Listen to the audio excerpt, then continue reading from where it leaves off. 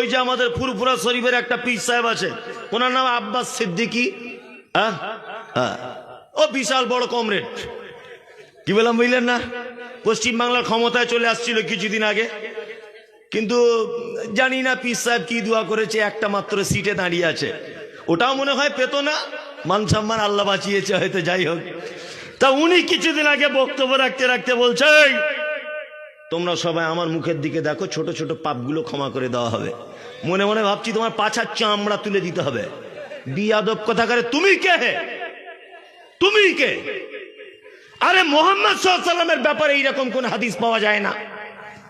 পৃথিবীর দ্বিতীয় বিখ্যাত আল্লাহর ওলি হযরত ওমর ফারুক রাদিয়াল্লাহু তাআলা আনহুর ব্যাপারে এইরকম একটা হাদিস খুঁজে পাওয়া যায় না।